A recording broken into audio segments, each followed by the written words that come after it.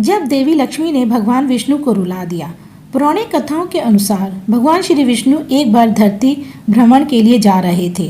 तब देवी लक्ष्मी ने उन्हें कहा कि वो भी उनके साथ चलना चाहती हैं।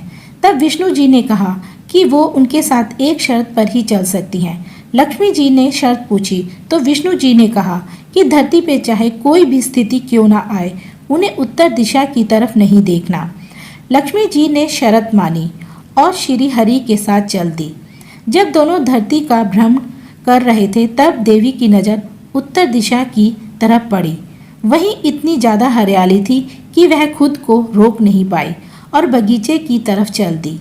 वहाँ से उन्होंने एक फूल तोड़ा और विष्णु जी के पास आ गई। विष्णु जी लक्ष्मी को देखते ही रो पड़े। तब माँ लक्ष्मी को विष्णु जी की शर्त याद आ गई। श्री विष्णु ने कहा कि बिना किसी से पूछे किसी भी चीज़ को छूना अपराध है। यह सुन देवी लक्ष्मी को एहसास हुआ कि उनसे गलती हो गई।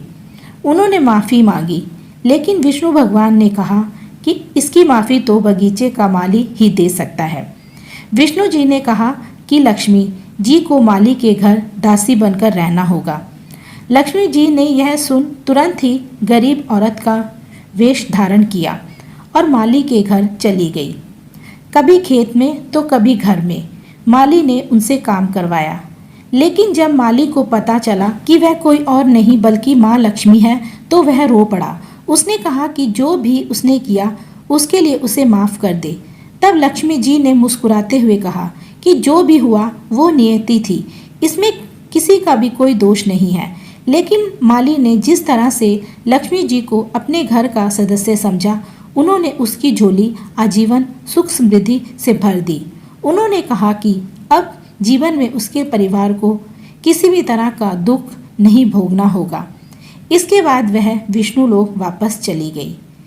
इस कहानी का भाव यही है कि इंसान ही नहीं, अगर भगवान भी प्रकृति के नियमों का उल्लंघन करेगा तो उन्हें भी अपने कर्मों का फल धरती पर आकर मनुष्य रूप में भुगतना ही पड़ेगा। कहानी कैसी लगी हमें कमेंट में लिखकर बताइए। वीडियो को लाइक और चैनल को सब्सक्राइब करें। थैंक यू, धन्यवाद।